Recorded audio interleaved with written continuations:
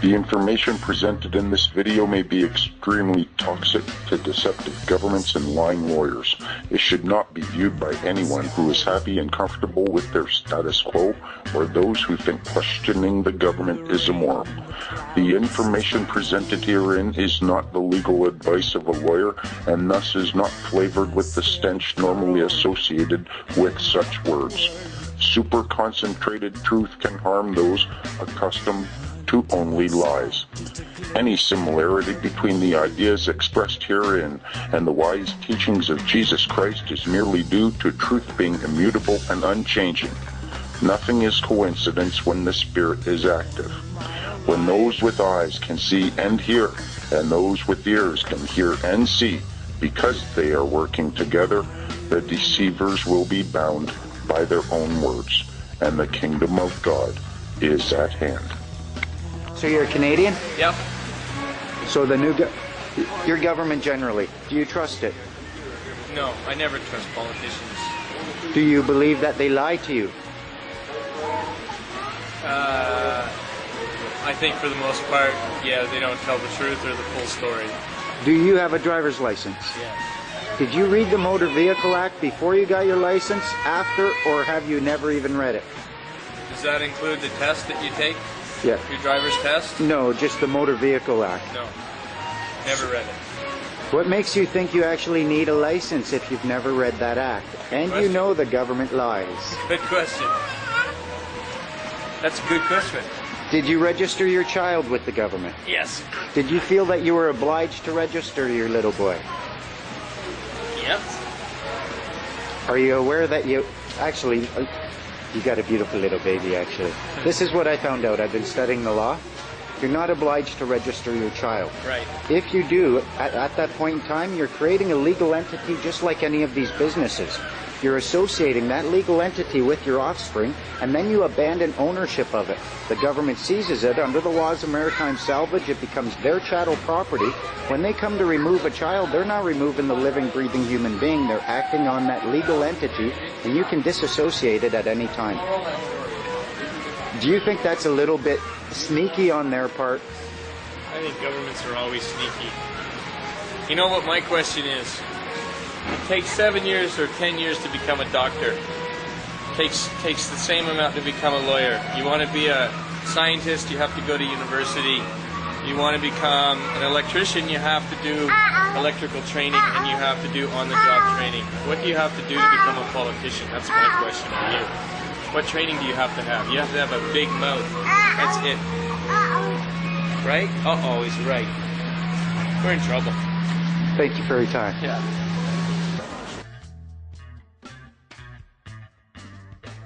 But this really seems to me like a spectacle, right? I mean, you've already dragged somebody away, but now there's this presence, right? This going to shut the whole street down. I live on the other side, and I got to walk blocks around to get through. Stick around because we're going to be breaking. I know, but I don't understand why you've been here for hours. I what know. was the point? Can I borrow a couple of these barriers? I think they could be very... You're supposed to have a red light that goes on. That is not working. Maybe my battery's dead. Let me have a look and see. No. What policemen are for to help you. It doesn't work. Does it? Can I ask you a question on camera? Anyways, 2 quick questions. One, I can't believe you've been holding that up for a while. Fairweather. How come some of you guys have numbers? Other of you have Fairweather. have Really your names? Fairweather. This is my community service. This is No, but that's a good. How come some of you have the names? You're the only one that has some, a name. is it The other because ones some have are numbers. acting as peace officers and others are acting as law enforcement officers? Is that the reason? Okay, I don't talk to that. I don't talk to that. I don't talk to that. I don't talk to that. I don't talk to that because it doesn't work. Put it down. Put it down. If it's not working, why not talk to it? Put it down. Rest your arm. Okay. Hang on, he's got a good one though. And that is a good one too. It's simply up to, my badge number is 1090. Officers, certain officers want their number. I always, oh yeah, absolutely. But you have to be identifiable either by a number or name. I always want people to see my name. There's only one fair. It's a powerful name. So that's up to each officer's discretion whether that's what he said. Okay, one more quick question. I am people person. I've been around for 24 years. I'm behind numbers. I don't think any officers do what they do, but I want to be known. I'm not by constable or sergeant such and such. Can I ask one more quick question? Sergeant Fairweather. One more very quick question. Statutes. Do they have the force of law over those who deny consent to be governed? Statues? The statutes. Does a statute, like the Controlled Drugs and Substance Act, does it have the force of law over those who have denied consent to be governed? Sorry, you're losing me on that one because I started work at 5 this morning and that question's going to I'll try one more time. Can I try one more time? No. No? No, I don't want to play. Oh, okay. Thanks for your time.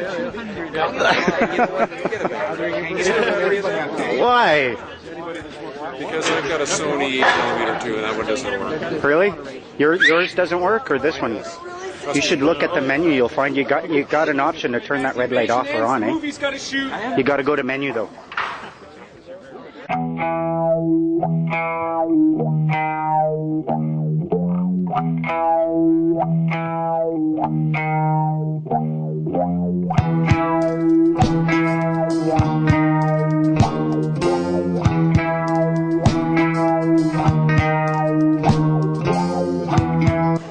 Can I stand on that side of the line? We let you guys cross to our side. Fair's fair. Later. So everything. One more, then I go. Got any papers? It's always nice to have a sense of humor. That's very important, I It find. is very important. Yeah. Peace to you guys. Thanks. Have a good night. That's right. They didn't have any papers. Papers?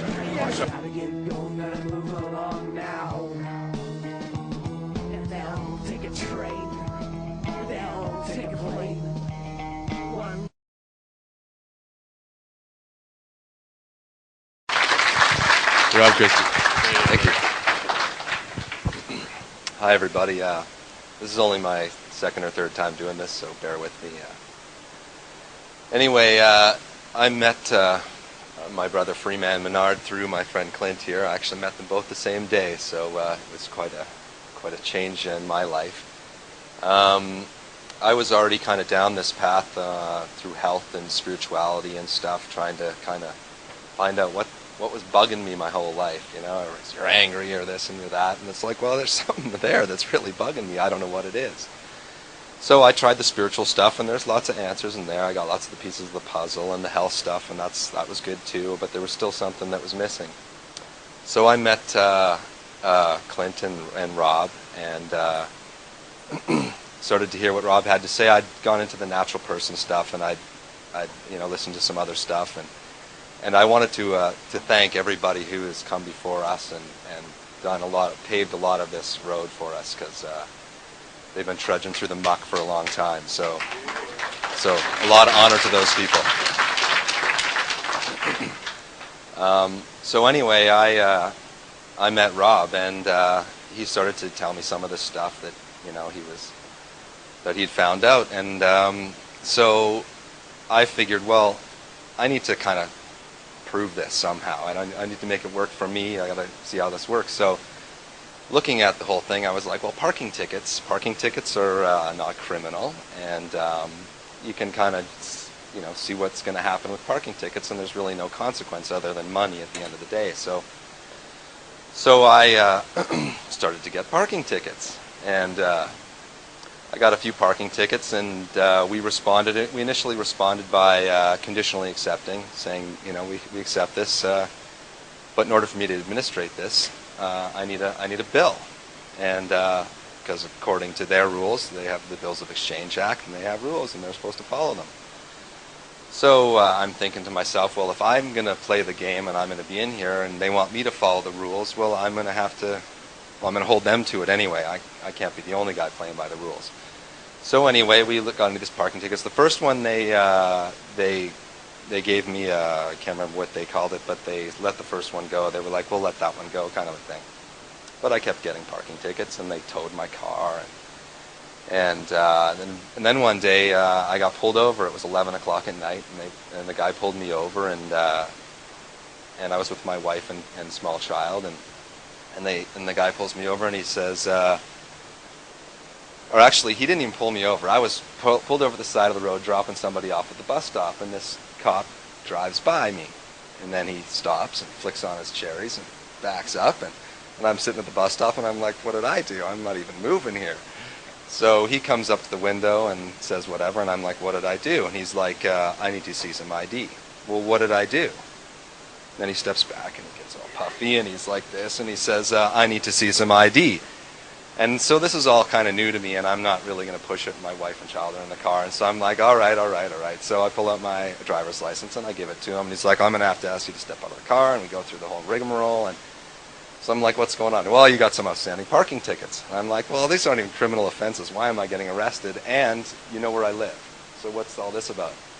Well, whatever, we got to get you to sign this promise to appear and whatever. And I'm like, well, and if I don't sign it, what happens? And he says, well, then you go to jail. So my wife at the time is from the States, and she hadn't got her driver's license and all that stuff. So I'm like, well, I can't leave my child stranded at the side, and my wife stranded at the side of the road, so I'll sign the paper. So I sign it, and I sign it under duress, and that's fine. They let me go, and I go home.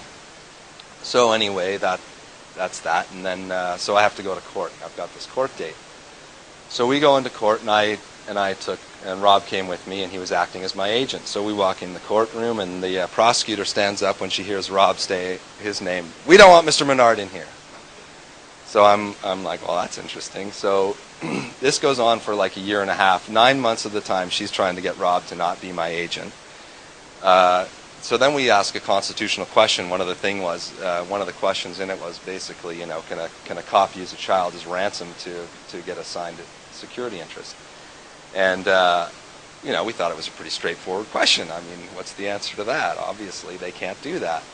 But anyway, so we got no reply, or we got a reply, actually, and that's in the book. We got a reply from one of the attorney generals or somebody, and so saying that we're not going to come and do anything with this. So as it turns out, we end up going to provincial court because we were in traffic court in front of a JP. You go to provincial court for a constitutional question.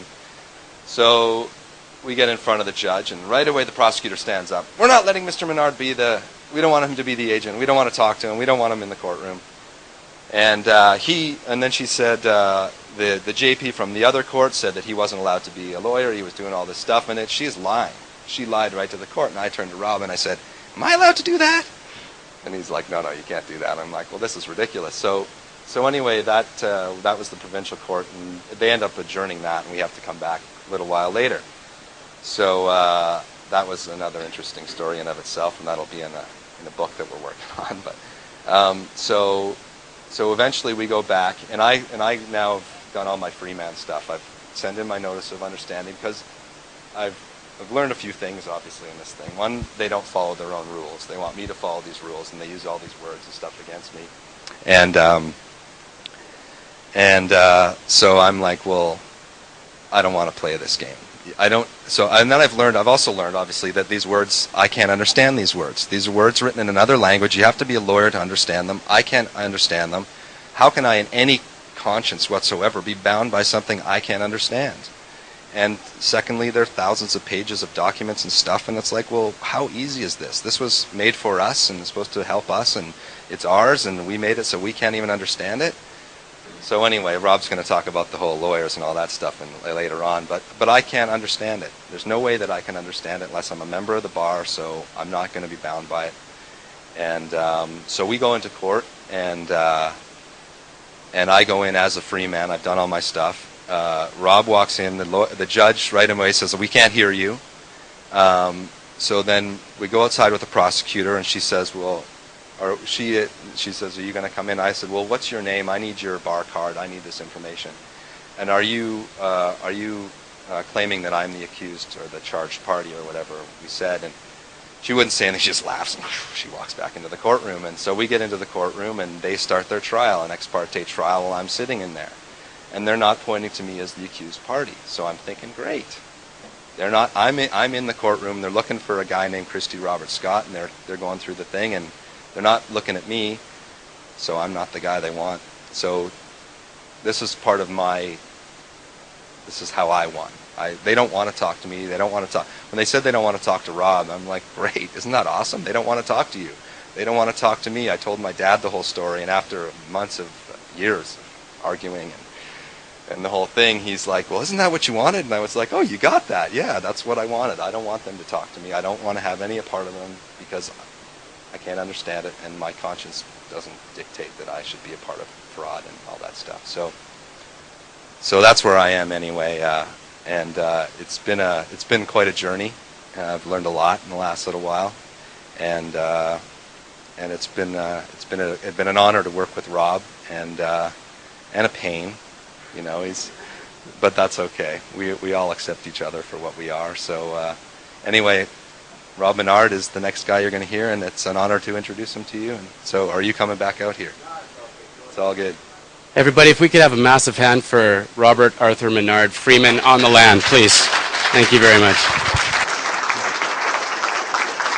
Thank you, folks. Thanks to Clint. Folks, let's keep it going for Clint and Robert Christie over there. And also, while we're here, we've got a whole lot of giants in the movement here. We've got Mary Elizabeth Croft right here. Let's have a round of applause for her, folks. If you haven't read her book, you can check it out on the internet. I'm not going to tell you the title. Just Google Mary Elizabeth Croft, because I don't remember the title to it. How I clobbered every cash confiscatory. She can't find a publisher because of the title. Folks, we also have some other people here. We've got Reverend Belanger back there. Let's have a round of applause for him. Mr. Gordon Schiller is in the audience. No, he can stay seating. Folks, these people have done a whole lot of work on this movement, and I might, the way I look at it, I'm standing on the shoulders of giants. So if I can see a little bit further than they can, it's only because of the work that they have done. Who here is anyone here from Valley View? Are you? Okay, I'm going to talk about that place then. Oh my God. Little quick story for you before I start on the law. I used to do stand-up comedy. I go into Valley View, Alberta, Bama is how I call it. I go in there at 6 o'clock in the morning. I go in for breakfast. I sit down. I'm the only person in this restaurant.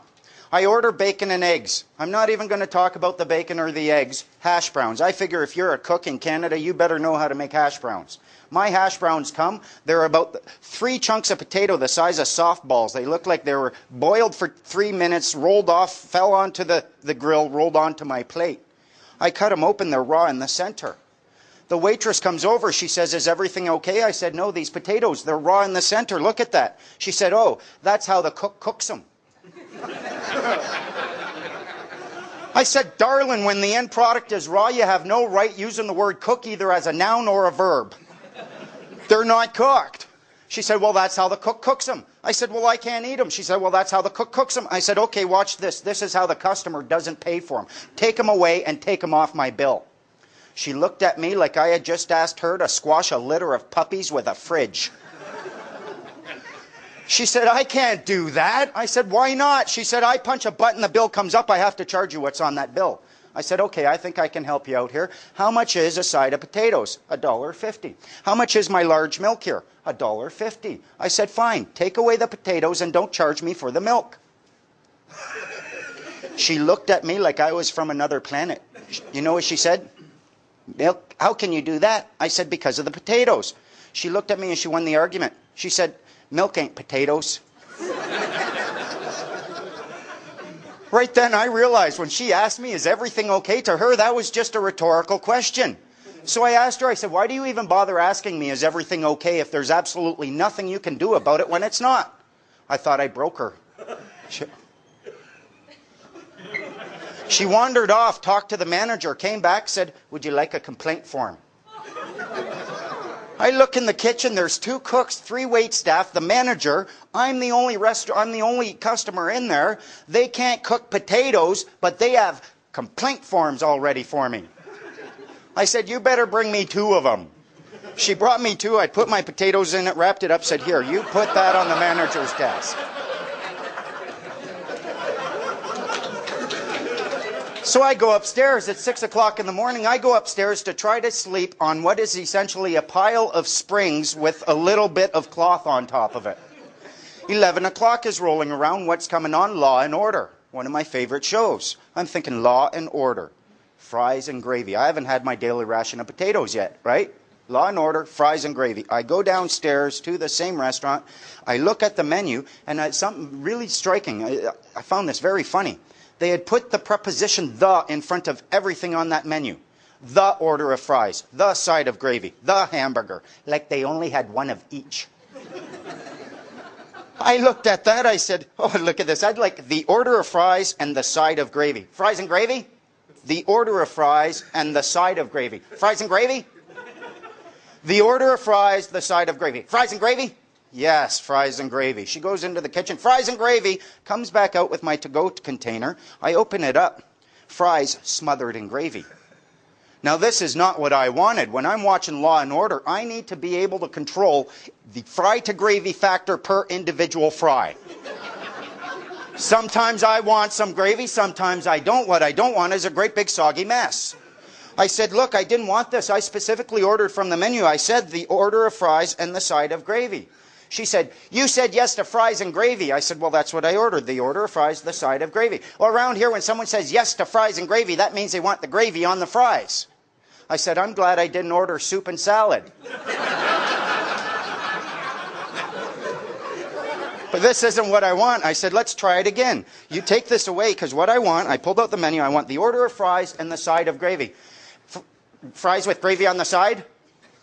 The order of fries with the side of gravy. Fries with gravy on the side? Yes, fine. She goes in. Now he wants the gravy on the side. The cook looks out at me like I'm the devil.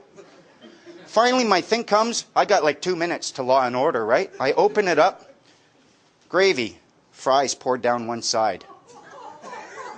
I went, listen, I didn't want a full soggy mess. What makes you think I want half a soggy mess?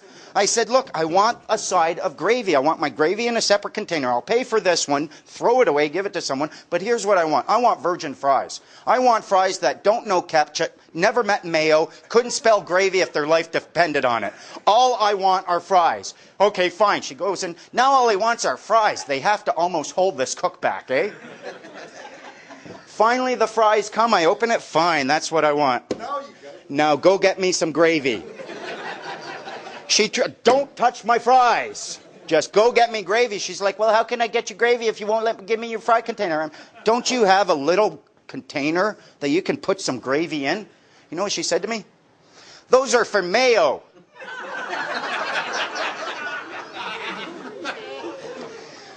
I highlight the story one. I wanted to start off with a bit of humor. But plus, it expresses how much language is important to us.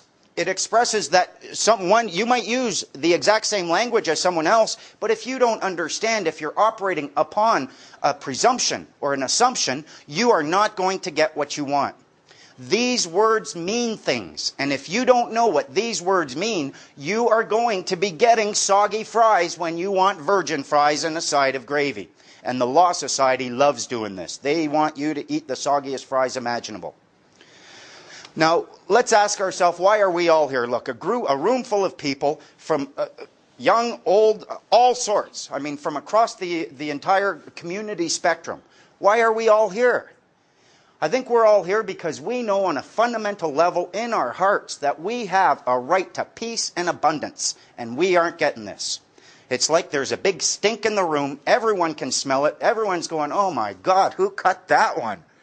And there's a group of lawyers in the corner with nose plugs on saying, smells like roses to me.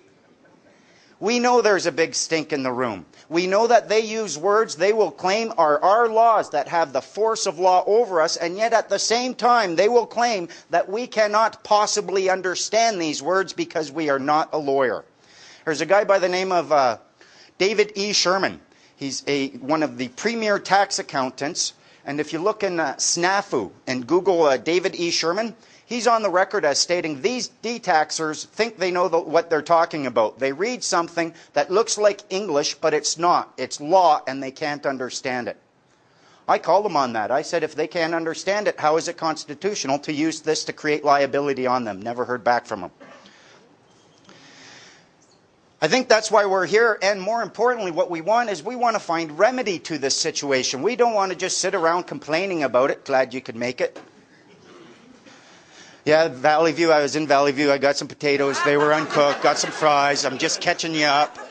Talking about why we're here. We want remedy. We want our power back. We want our remedy, and we want to hold these people to the... We don't want to beat them up. We want abundance. We want peace. We don't want a life of conflict with these people, and we shouldn't have to dig through the shit they manufacture in order to find the diamonds of our freedom. To recap bursting bubbles of government deception, I look at what I'm about to teach you as high school. Bursting bubbles was essentially grade school. Fundamental 3 things you should have learned. 1, you are not a person. You have a person. It exists in association with you. Statutes are not laws. They do not apply to you. They apply to your person. And finally, believe it or not, you want your freedom. You want to become a free man on the land. You have to treat these people with compassion, regardless of what they've done to you, and I know how difficult that can be. When you can take all of these things and put it together and use it in this information that I present to you tonight, you are going to have more power than you can imagine over these people. Maybe not power to command them, but they certainly won't be trying to claim any power over you. A lot of us, we look at them as bullies. I've dealt with a lot of bullies in my life. The bully wants to find the weakest person. If they know that you are going to fight them and you're going to just keep fighting them, eventually they know that what's going to happen, you're going to figure out their little bully tricks, and there's going to come a day where you're going to start winning. Or eventually the whole schoolyard is going to watch you fight them and say, hey, he's not that tough, let's get him. And the whole schoolyard jumps on him. They're not happy with this. Now, I've achieved the status of a free man on the land. I've been researching the law probably about 6 years now. Last count, I got about 17,000 hours in studying the law, deconstructing it, acting as an agent for people, and helping people find remedy within the system.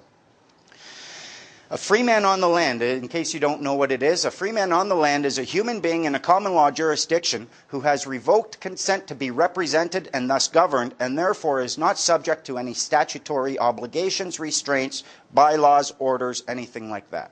What you call a law has nothing to do with me. And this has been proven to me a number of times. The last time I got stopped by a cop, 11:30 at night, I'm at a bus station. I'm at a bus stop. I got 12 beer beside me. I'm going over to my friend's place. I crack a beer, a cop goes by, I went, oh, this is going to be fun. He pulls right up, he gets right out, and you know how they get out, they're all angry. Hey, what are you doing? You're drinking in public, that's against the law. You know I could arrest you under the Liquor Licensing Act, the Liquor Control Act, and I could confiscate your beer. The first thing I do, God's peace to you, good officer. If you're going to arrest me, I want you to know I'm a peaceful man and there will be no violence necessary. But I'm pretty sure you don't have the legal right to do any of that. So I immediately bring him down. He gets to a point where there's no more anger there.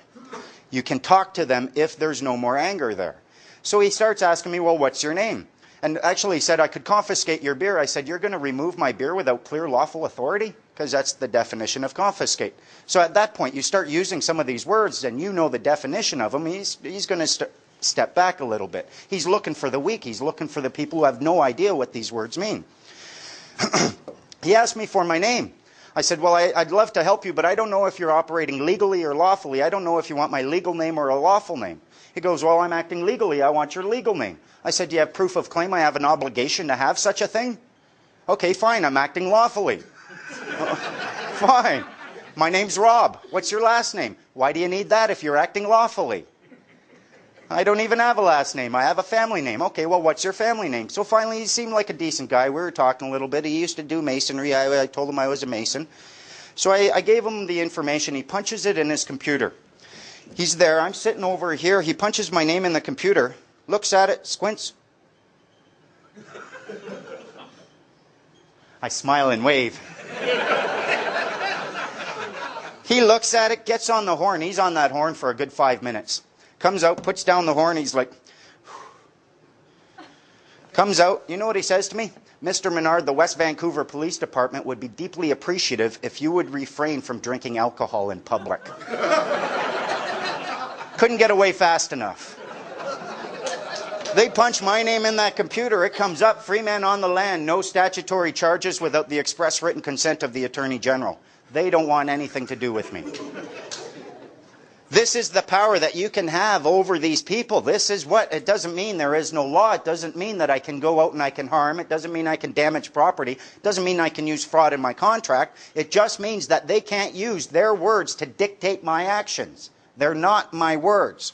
Now, why is it that they get to apply these words against you, but they don't apply them against me? What have I done that has allowed this situation to develop? It's very simple. You're all sinners.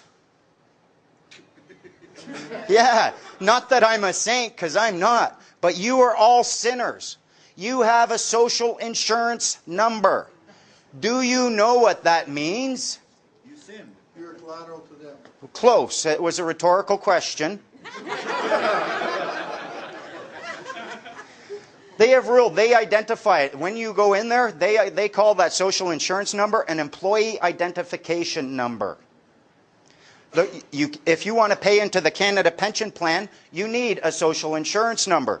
The courts have ruled payment into a pension plan is prima facie evidence of employee status. Only employees pay into a pension plan.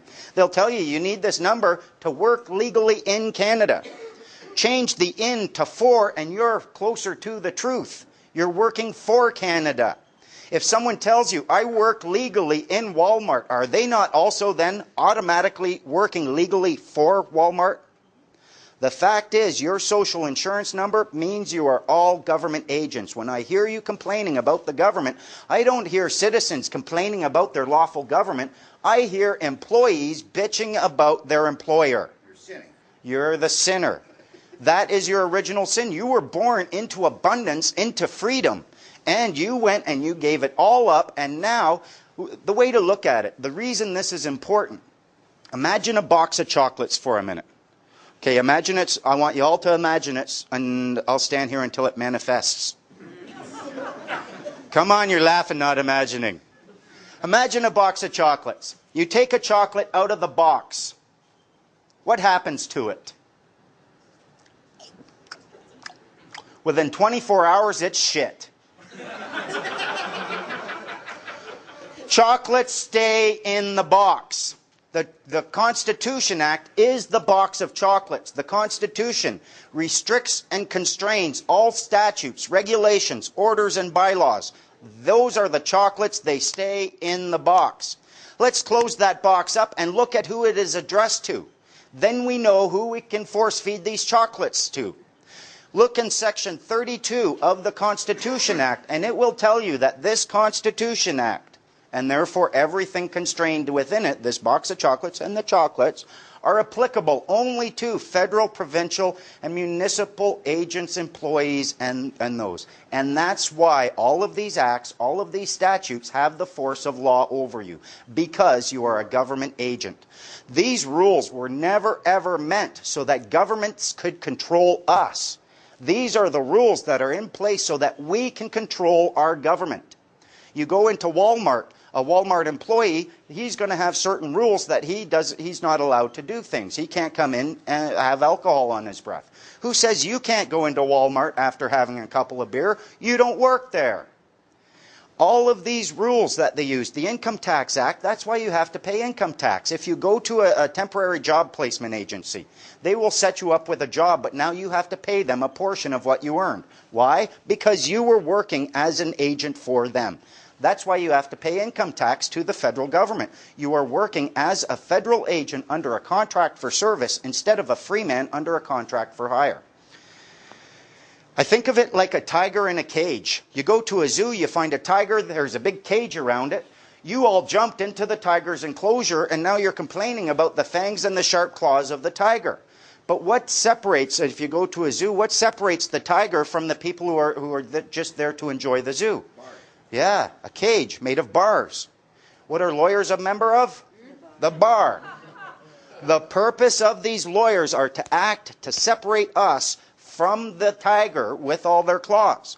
Now, if we can step outside of the cage, if we can step outside of the box, instead of having to worry about, oh, here's a chair, here's a whip, here's how you fight the tiger, get him in the corner, no, you just step out of the box. You don't go poking the tiger with a stick from the other side of the cage. I mean, that's not going to be nice. But you can just say, no, I'm done with you. I'm done with all of your words. I'm going for a hot dog and some candy floss, and you're staying in your cage. These are their words. I have less information about Alberta statutes, but I'm willing to bet it's very similar to what I find in British Columbia. Under the Legal Profession Act, it states that only members of the Legal Profession Act may create documents for use in court, may create or file documents for use in court. What are statutes? What are regulations? What are orders? Words that they alone create. Even if we say our representatives are doing it, it goes through the lawyers and they say either yes or no to it. Remember, a statute is defined as a legislated rule of a society which has been given the force of law. Who can give these words the force of law over you? Only you. Everything that you complain about the government is all a result of your voluntary actions. No one forced you to take a sin. You went and you begged for it. You applied, you submitted an application for your sin. Now, the good thing about it, I looked into that act. When I figured this out, I looked into that act like a 13-year-old looks into a brothel. I was like, I'm going to figure this out. You know what one thing they can't do? You know what they can't do? They can't stop you from abandoning that number. No one can force you to be their employee for the rest of your life. You can abandon that number at any time, and the moment you do, you are no longer within that box. Now, they'll try to continue placing these orders upon you. They'll try to continue controlling your life, but there are ways to deal with that as well. I got a question for you. Who here has a driver's license? Unfortunately. Okay, now who here, keep your hands in the air. Okay, put your hands down if you put your hand up higher. I see you cheating. Higher. Put your hands down if you actually read the Motor Vehicle Act before applying for your license. Huh. How do you know you have any obligation under that act to have a license if you've never even read it? You pay income tax. Who here has ever read the Income Tax Act before paying their income tax? It's 2,566 pages long. Did you read it? No. There's a maxim in law, a Roman maxim that says, let he who would be deceived be deceived. If you aren't even willing, if someone comes up to you and says, you have to do this, why? Oh, how do you know that? Everybody knows it. Oh, really? Nobody read the act, but everybody knows it. You start reading these acts and you start finding the remedy within it. If you are willing to accept, if you are willing to go and get a license, you are submitting an application for a license, what are you doing? Giving up a right. You're asking permission. You are asking permission to engage in a completely lawful activity. Therefore, what are you? You're a child who asks permission to engage in lawful activities. Children ask that. Mommy, can I have a cookie? If you're old enough, let's suppose for a moment, your parents own a bakery. And every day you go to that bakery and you ask the person, can I have a cookie? Can I have a cookie? Sure, you can have a cookie. Don't tell your dad, here you go. Or no, your dad said you can't. But you go and you ask for a cookie and you don't have the right to come and take one. But there comes a day where you grow up, your dad passes away, you inherit that shop. Are you asking for a cookie anymore? No. My cookies, give or find the door. You have the power then. Our buddy, this child of the province thing came up because I'm rather active in writing my letters and whatnot. Our buddy Digger, he's coming out of Park Royal and he's got his keys. I think he was going to his car. I don't know. But let's say he is, just for the sake of the story. He's going to a car. The cops stop and they pull up and they say, well, who are you? Do you have your driver's license? We want to see your ID. And Digger knows his rights, eh? He's like, why are you asking me for ID when I don't have an obligation to have such a thing, but you do? I want to see your ID, I want to see your business card, I want to see your badge. And they started, well, do you have a driver's license? Are you claiming I need such a thing? And they asked him something very telling. So you're not a child of the province then? No. Thank you, sir. Have a good day. Drove right off. There is the legal status of being a child of your province. Because you haven't grown up enough, you go and you ask permission to engage in these lawful activities when you have remedy in the form of a claim of right that you can make. Anything you can do under license within the legislative framework, you must be able to do without license outside of that framework, or else the licensing authority is licensing unlawful activities.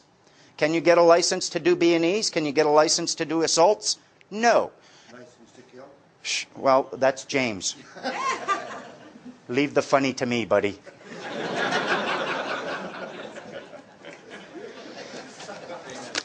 The question we're at, who is going to be master? That's the only question. Humpty Dumpty knew it. Who is going to be master in this game? Are you going to be master of the government, or is government going to be master over you? Now, how do we claim mastery over people? Or not so much over them, but how do we ensure that they aren't trying to be masters over us? As they have treated us like children, because we were acting like children, so must we treat them like children. Who here, most are parents, I imagine? Everyone have kids? Are you not masters over your kids? Why? Well, when you were younger, when they were younger maybe. When they were younger, what makes you master over them is your ability to grab them and raise them up. They come and they try kicking you in the shin. You laugh at them. Ha ha ha, that doesn't hurt. And you raise them up. Who's in charge now? You are clearly the one who has the power if you can raise up the people in government. And the trick to this, why can you do this from your kids? Why is it possible for you to accept your kids doing things that you might not like, and yet you don't get all angry with them as you would with the government? Why? Because you love them. When they were born, you allowed your heart to expand, and that expansion of the heart gave you the power to raise them up. You're going to be treating the government in the exact same fashion. You're going to allow your heart to expand, and you are going to have power over them because you know that they are the children.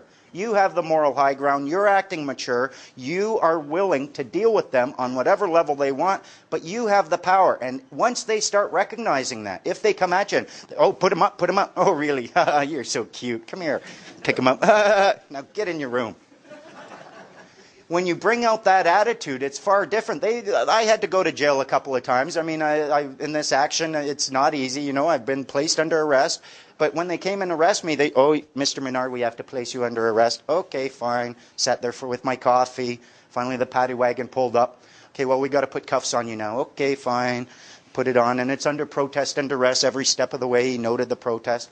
I get into the holding cell, and I get in there, and there's like 15 people in there. I'm like, so who's here under statutory charges? I'm going to teach you about the law.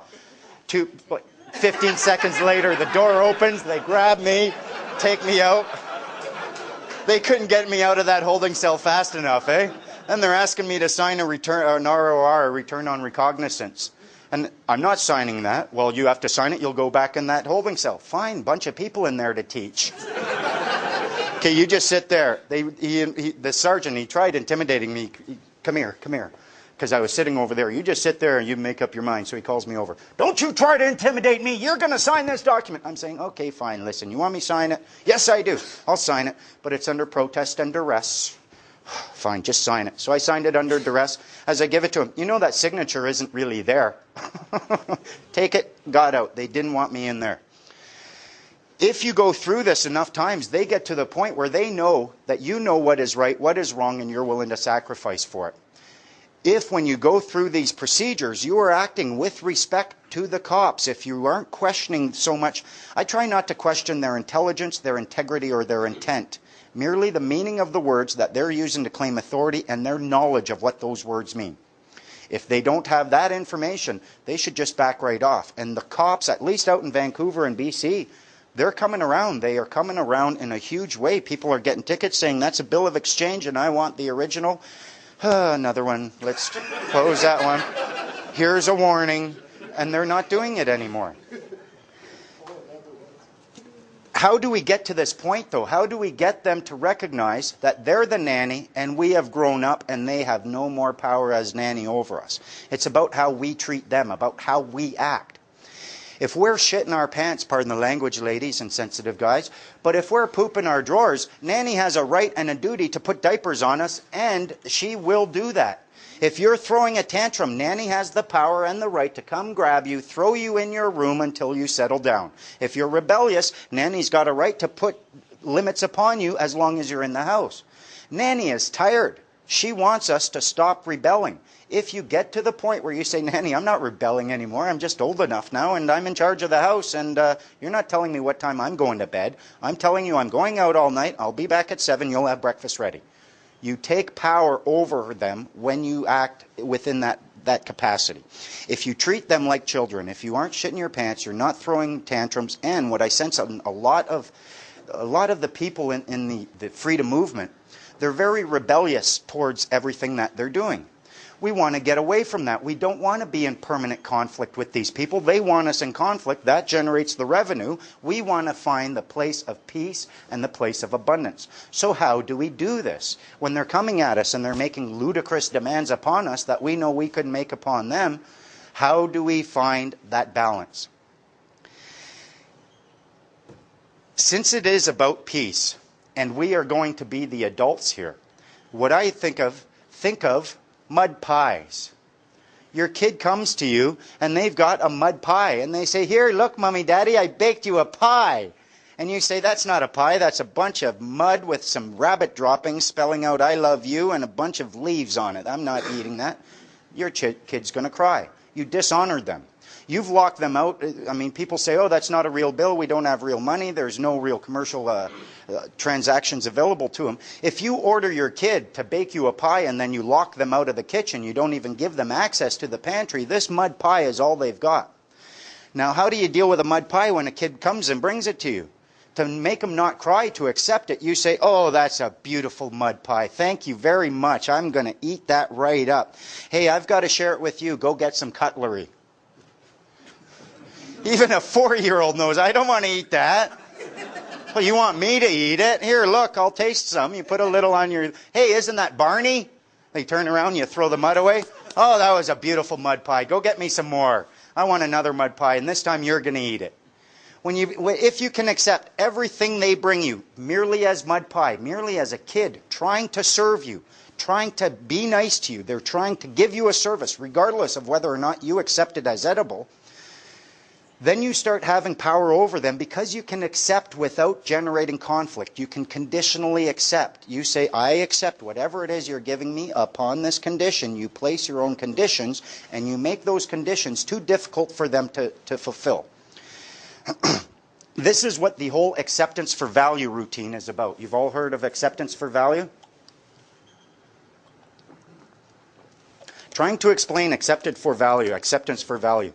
Change the acceptance to accepted, change the for to as, and you accept it as valuable. Someone comes and brings you a mud pie, and you say, I accept that this is valuable. You give them evidence of this, now they can go to a third party. If someone gave me a document, a remittance, and I take it and I say, I accept that this is valuable, now give it back to them. Now you have two parties who have both claimed that a certain document has value. It's a valuable document, and it must be because two people have just accepted it as such. You can now take this document to the third party, not me, my fiduciary agent or the government, whoever you want to direct it to, but that third party must accept that this document, this mud pie, is real pie because you've accepted it as such. They use tricky language, like acceptance for value took me a long time to try to understand what they were doing there until I said accept it as valuable. Okay, I can see that. It's evidence that someone provided you with a service. They might have been a government agent just bringing you mud pie. It might be service in the form of a ticket. It might be service in the form of a summons or anything like that. But all they're doing is trying to serve you. The problem with acceptance for value is knowing what you can and cannot accept and how to deal with something. If you get a notice, you shouldn't be accepting that for value because all it is a notice. You deal with a notice with your own notice. And you take their notice. What I used to do is I'd take their notice, I'd write on the back, here's my notice, and it's a notice of discharge of alternative notice or notice of discharge of notice by way of seeking clarification. They're trying to communicate with me. I don't know what your words mean. What does this word mean? What does this word mean? What does this word mean? Balls in your court.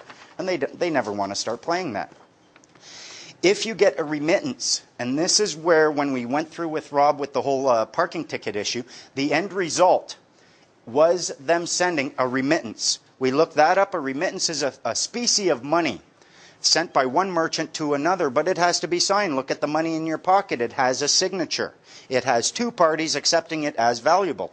Those you can sign. Those you can assign value to. You say, I accept this as valuable. You give it back to them. They now have something that they can take and pay. What we found with the parking tickets, they would send you this remittance, and what they want you to do is not touch that, but send that back, that original document, with a check for the value of the remittance. So they are getting two species of money. They've got $80 in that envelope, not 40, and they're using this check to act as in an administrative capacity for you, and they are adding value to that. It's called twinning a stream of revenue, and it's highly unlawful. And we caught them at it in Vancouver. So, and when we first did it, the first time we did it, they accepted it. They didn't want us doing it over and over. Yeah, they claimed it was a typo. We asked the girl, we said, this is a remittance. Look, Black's Law Dictionary, specie of money. She said, we're going to talk to the lawyer. She went, talked to the lawyer, came back. Oh, the lawyer told me it's a typo. Yeah, I'll buy that one for $1. Like lawyers make typos. A typo is when there's one T in remittance, not when you change receipt for remittance. There's a big difference. And the fact that they want it back is very telling.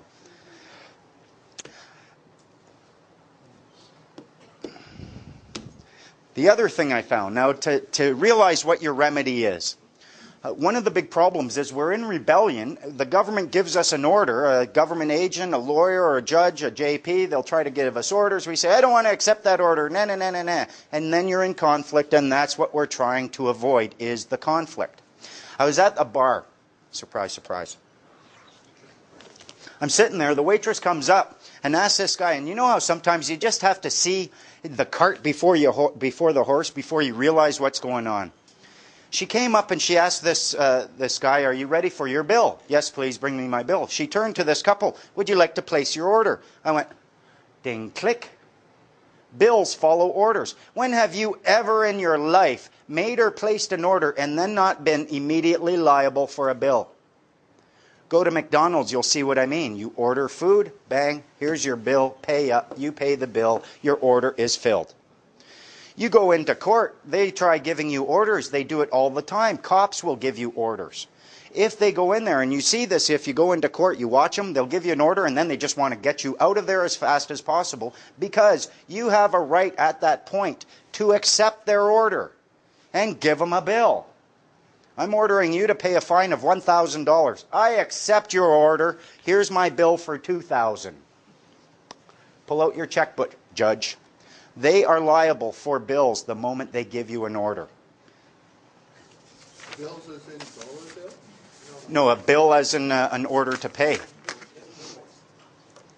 Now, one of the problems that I've noticed with a lot of people in this whole movement and in the whole system is that we think that we have to win right now. We're in court, oh, well, I failed, I messed up. What if I were to tell you that you have 3 days grace at any time? It doesn't matter what you're dealing with. If it's a parking ticket, a violation ticket, a court order, you always have 3 days grace.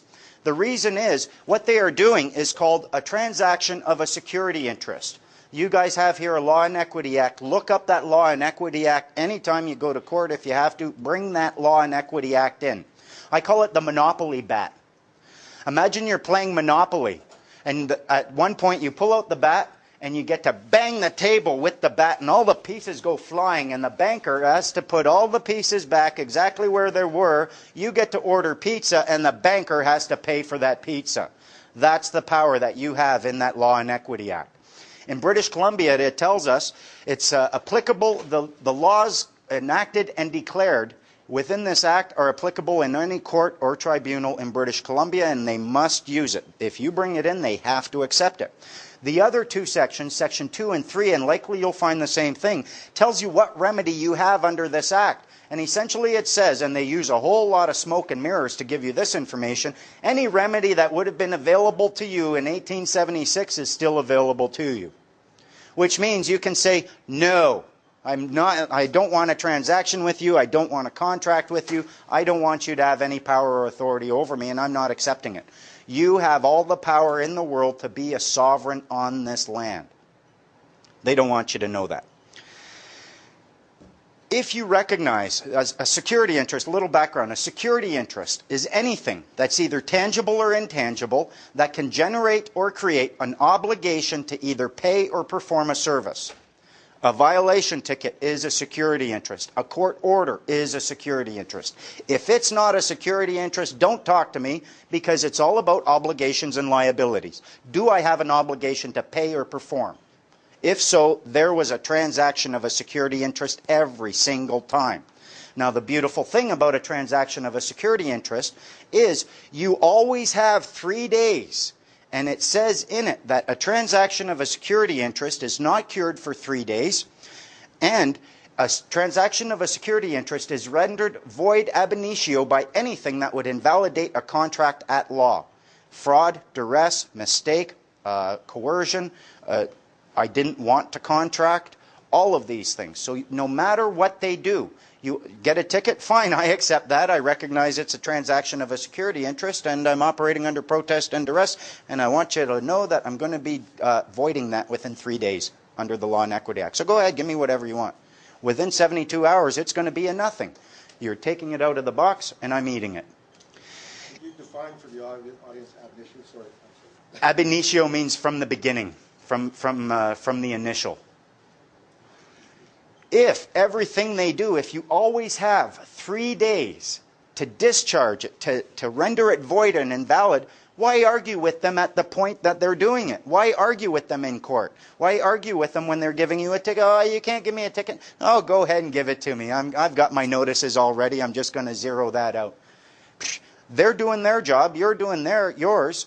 They can't do anything about it. And once you start, I'll show you how to get to this level later. Once you start putting these red flags all over your name, they don't even try anymore. They know that, oh my God, either I'm going to be liable for that, or it's just a waste of my time, isn't it? Absolutely. Big waste of your time, officer. But if you want to do it, you go ahead. When you bring this attitude, you start having more power over them, because they expect you to, oh yeah. If you're not doing that, they're like, what's up with him? You're supposed to be scared and intimidated of me. Look, don't you see the gun? And you say, yeah, I see the gun. Guess what? See the smile? We have more power over them. All of their power that they have over you is a result of two things: their deception, your ignorance. Sorry to be rude, but their deception doesn't work without your ignorance. And the way to deal with it is to deal with your ignorance. Then when their deception comes, you can look at them and smile. And you can tell them, you know, I'm not a child of the province. I don't know why you're trying to apply that to me. You can talk to them from a position of having power. And Clint will tell you, once you get to this position, you drive down, you see cops, you're not scared of them anymore. You don't get that, oh, the cops pulled me over. And now it's a chance to test out my theories. This is going to be fun. Now, how do we do this, though? When I was doing my research, what I found was that way back when, the judges used to always ask if someone was making a claim for damages against them, if there was a claim, the judges were always asking, where's the notices? And they would demand to see the notices. And if there were no notices, okay, this is dismissed. You failed to notice the other party. I ended up doing more research. I found out they used to actually use all the time notices of understanding and intent. If they saw that there was a potential conflict brewing, they would actually act like adult human beings, respect each other, and serve notice of their understanding and their intent upon their fellow man. This is step number one. I think there's a lot of people out there who have been trying many esoteric kind of things, but if you are not operating upon a notice of understanding and intent and then a claim of right, you could lose every time. Maybe one time they'll let you win, maybe next time they don't let you win. You can't figure it out what's going on. When you do your notice of understanding and intent, it's their opportunity to discuss it with you. If they refuse to discuss it with you, they are accepting your understanding. They are sharing this understanding. Because you now have a shared understanding, you can share with them your intent. Once you've shared that intent with them, you give them 10 days. If they raise no dispute with this, you now hit them with a claim of right.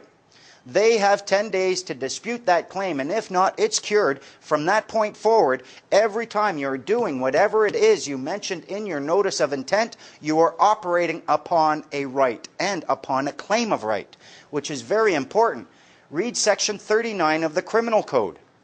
The claim of right allows you to use, either you or your authorized agents or representative can use whatever level of force or violence is necessary to protect whatever property you have if you are holding it under a claim of right, even against those who are legally entitled to seize and possess it, which means cops.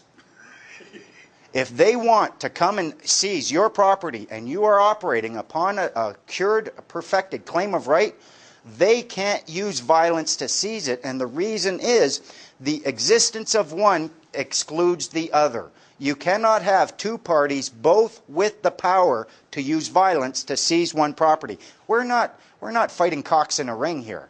We're not here to bring them pleasure by watching us fight. The fact that I can use violence to protect my property means nobody else has a right to use or threaten the use of violence to remove it from me. When you start acting on a claim of right, from that point forward, you are the one in power. You are now, instead of going to your employers and asking them permission to engage in an action, you are now claiming the right to engage in that action without asking them permission. Now who has the power?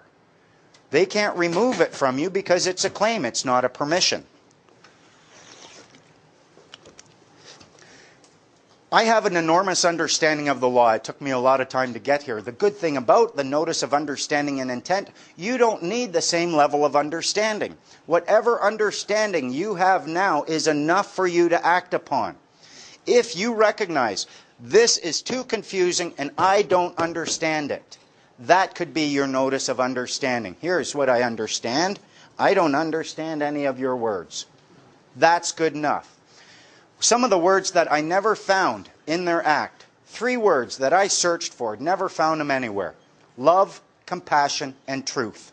Try to find those in any statute, regulation, order, or bylaw. You aren't finding them. If, however, you choose to live your life with love, compassion, and truth as your guiding principles, who are they to claim that this body of words has anything to do with you? They're not. A notice of understanding and intent can be as big or as small as you want to make it. I like to make it big so that there's all these different points on it, and in our packages over here we do have an example of one.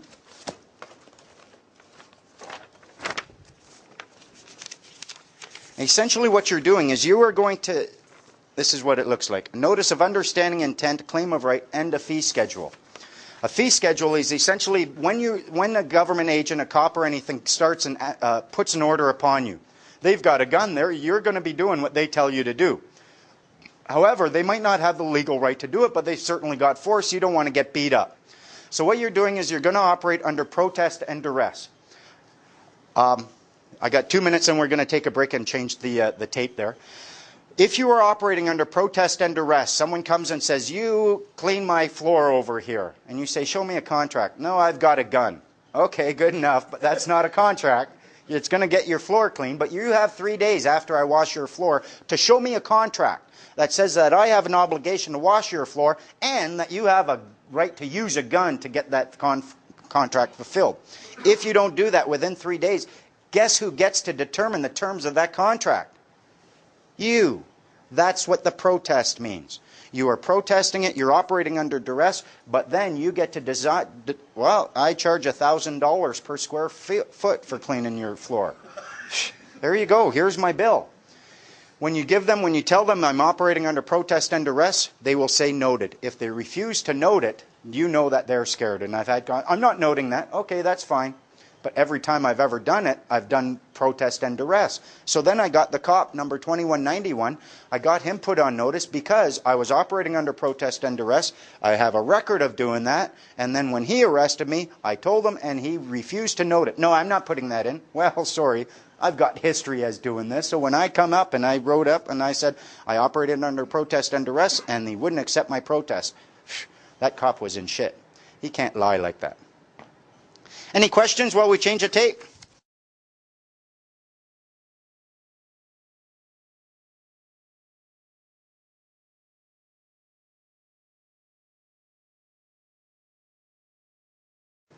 Okay, well, we're moving back on. One of the things, using a notary notice of understanding and intent. If you are going to do this, you need a notary public. The purpose of the notary public is to help you avoid conflict. You can use a lawyer to win conflict. You use a notary public so you can avoid conflict. In the Freeman package, there is directions to a notary public. Now, I've had trouble trying to get notaries to do what I want them to do. I've had a few that tell me, oh, well, although the Act says that they may protest or attest or protest any commercial or other instruments, they try pointing out and saying, oh, the word is may and therefore it's permissive, therefore I don't have to do it. My argument with them at that point was, and they tried claiming, oh, I don't know how to do it. I said, well, they've given you permission to do something that's very important to us, and yet you haven't even gone out of your way to figure out how to do that yet? I think you should lose your notary license. Okay, she reached in the bottom of her drawer, pulled out a protest stamp. She had it all along. They just don't want to do the protest. They have to do it. We've got a great notary public now. I imagine you could use him if you needed to go to Vancouver. His name's Kwan. He had his oath up on the wall, and he also had a Christian quote. So I asked him, I said, so you believe in Christ? He said, I sure do. I said, and you believe you took your oath seriously? Sure did. I said, you know the Queen's oath? Oh, yeah. I said, so you're protecting the faith is what you're doing. When you protest instruments, you are protecting Jesus' faith. You're protecting my faith. And when I tried telling him, okay, I need you to do this, he was like, well, I don't know that I have that power to do that. I said, check out Section 18 of the Notary Act. They're empowered to do anything under any statute, any duty or anything that is required to be done under any statute. They have the power to do it. Need a judge? Get a notary. Need a sheriff? Get a notary. Need a notary? Get a notary. When you point that out to them, you might have to do a little bit of shopping, but have faith, find one who is going to do what you want them to do, and if not, put them on notice. Serve them a notice of understanding and intent and a claim of right, because whatever that notary is doing, you can accomplish with 3 people from your community who are of good standing. 3 people can act as your witness, and what they create will have just as much power as any notary. So don't let them say, oh, I can't do that for you. You are doing it, or I'm going to write a snap nasty letter to the Notary Society. The Notary Society likes me in BC. They've even invited me to go and speak at one of their conventions, or when they get together. They lock horns with the Law Society all the time. The Law Society hates them, and they like how I've been empowering them. And they've had lawyers, like I had Kwan, he said that he got a phone call telling him that he couldn't do these things. I said, tell him you want it in writing. Never heard back from them. They aren't going to... And the reason is, I'm sure many of you have read court rulings from the Supreme Court of Canada. In a free and just society, this might be acceptable, Ask yourself this. What's the name of your society? Do you have one? There's a maximum law that says, if you know not the name of a thing, all knowledge of that thing must perish. If someone tells you, I'm going to my best friend's house, and you say, really? What's your best friend's name? And they go, do they even have a best friend? Believe it or not, any member of a society, every member of a particular society will all do the exact same thing if you ask them the right question. If you ask them, what is the name of your society? Every member of that society will say the exact same thing. Societies have names. In British Columbia, it's the Society of Notary Publics of British Columbia, the Law Society of British Columbia. If you are a member of a society, you will have a card. Your picture will be on it. It will have evidence that you've been paying your dues, and you will be able to tell me the name of your society. Now, if you can't even tell me the name of your society, and you know a statute is a legislated rule of a society which has been given the force of law, and you don't have a society, why do these acts have any force of law over you? Believe it or not, all of these statutes, they are a legislated rule of a particular society which have been given the force of law, but that's the Law Society. All of these rules are the rules for the Law Society, and you can prove it. Only they can make the statutes, the regulations, or the orders. You are not allowed to pen these. If you go into court, They claim that only they may use these documents or these words. Only they can claim complete understanding of these words. Unless you're a member of that society, you cannot understand these words. Why? Because societies have a number of powers. As a society, you can generate and create your own rules, and no one who is not a member of that society is going to have a say in creating those rules. You can claim that no one but a member of that society can understand those rules because you can actually create your own language as a society if you want. And you can do this by taking an existing language, let's call it English, and you can change just a few words, not tell anyone else how those words have been changed, and guess what? You've got an entirely new language that appears to be English, but it's not, and only they know it. And this is the magnificency of the deception. This is why it's so beautiful. When this whole thing unfolds, they think they're going to be fooling God? They think that they're going to lock us up in their cage? No. All they are doing is creating a set of rules that is going to be applicable only to them. We step out of the cage, and all of these deceivers, all of the judges, all of the ignorant cops who refuse to look into the meaning of these words, they're the one bound by these rules, not us. This is what I kind of see it as the wheat and the chaff being separated.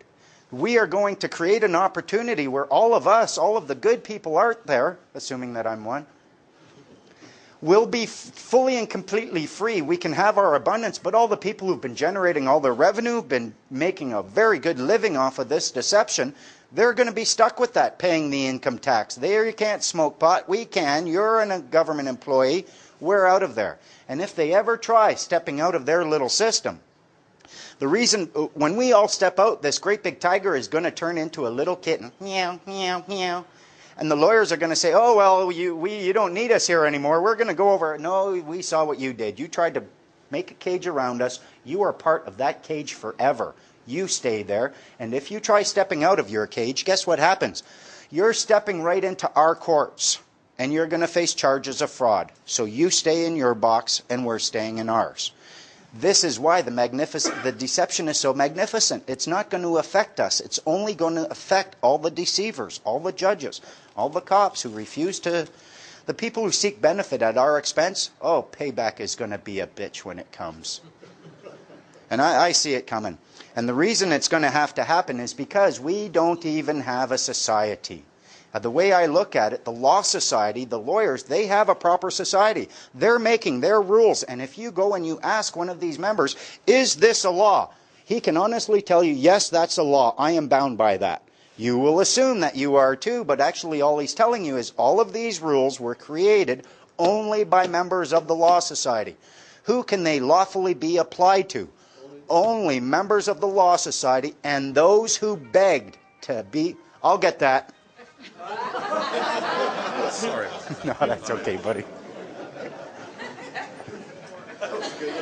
If you beg for permission, imagine you got a neighbor, your neighbor's got a pool. He tells you, you can have full access to my pool whenever you want. Does this mean you're an owner of the pool? No. Do you have a right to complain and bitch about how much chlorine is in there? No.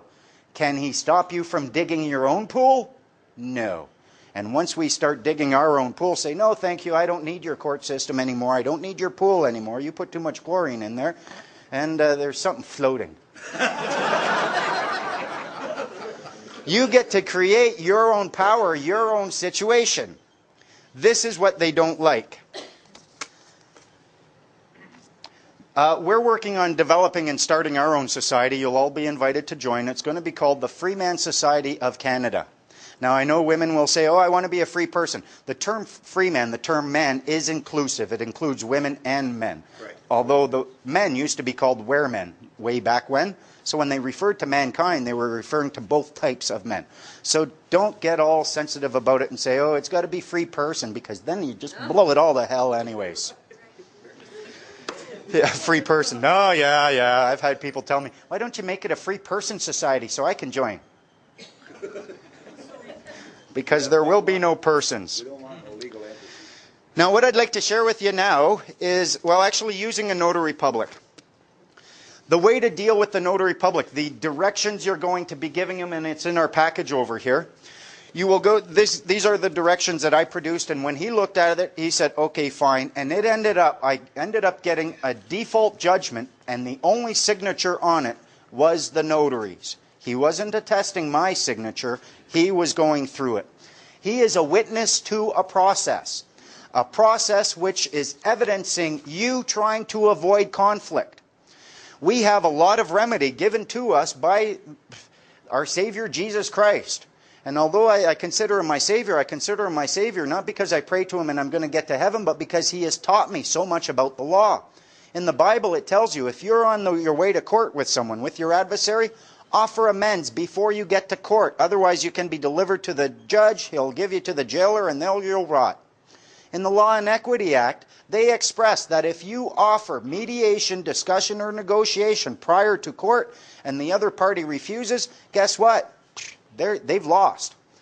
Your goal with the notary public is to take the responsible, adult, mature steps to avoid conflict. You're trying to avoid shit in your pants, no tantrums, and you're not rebelling. You're just being an adult. Step number 1. You will witness the attestation of an affidavit and a notice of understanding and intent and a claim of right. That's his job. He's got to do it anyways. You will open up a file in your office, and therein you will keep all the originals of these documents. He can do that. You will create certified true copies of those documents, and you will serve those, or you will cause them to be served, or you will give them to me and I'll serve them on this party. Then I will come back with a certificate of service and give it to you. You will wait 10 days from the date of service in order to give the affected parties a chance to either accept the claim silently or send you a sworn and attested affidavit created upon their full commercial liability. And who's going to touch that? What government agent is going to step into that? They don't want to go there. If they don't do that, if within 10 days you receive a proper affidavit contesting the claims made, you will contact me, and then you will inform me of this contest. But if there is an absence of contest, then you will create and sign a default judgment. And then we got the notary to do that. And it's all within.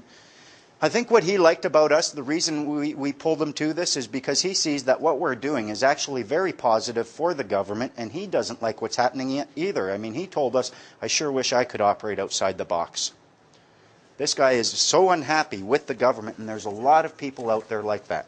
So essentially all you're doing is you're holding that notary to be your witness, and all you are doing is extending an offer to discuss. You're expressing your understanding. You're expressing your intent. There's an implied offer to discuss. If they don't accept that, you lose. The notary is my witness. He's going to sign a default judgment under the authority that's been granted to him under Section 18. Then you can take this. And we brought these in court before. Someone told me they brought it in court. And when it was mentioned to the judge about Section 18, he went, oh yeah, I'm familiar with that. They know exactly. The notary is the joker in the deck. They have all the power in the world. When you're playing these games with the government, the way I look at it, it's like a chess game. Who here has played chess? Anyone? Okay. What is the very first move in a chess game? If you want to win, you are going to have to make this one first move every time, and if you don't make this move, I guarantee you lose. Anyone? This is not a rhetorical question. Now's the time, smart boy. What is the move? No. You put your pieces on the board. If you never put your pieces on the board, if you show up with a king and a pawn and all their pieces are on the board, which is what they want you to do in court, you're going to lose. If, however, you start saying, okay, here's my pieces, they start seeing that you know how the game is played, then it becomes more powerful. Then they start looking and, oh man, we don't want to play with this guy. It's going to get too difficult. Now here's a funny thing. You let them act first. They're the moving party. They put their pieces on the board. Okay, now it's my turn. I'm putting my queen dead center. You can't do that. You have to put your pieces back here. Says who? You put your pieces on the board where you want them. I get to put my pieces on the board where I want them. Then you place your pieces so they can't even move. Guess who won the game? What, you can't move? Hi, you lose. Remember to put your pieces on the board. If you aren't doing a proper notice of understanding and intent, if you're not claiming a right, you don't even have your queen on that board. You're going to get your your butt handed to me. You're not going to win that game. Some of the strategies that I found for dealing with cops that seem to work. One, make sure you always recognize you are dealing with a human being. These are human beings that they don't know the law any more than you do, likely. They don't really.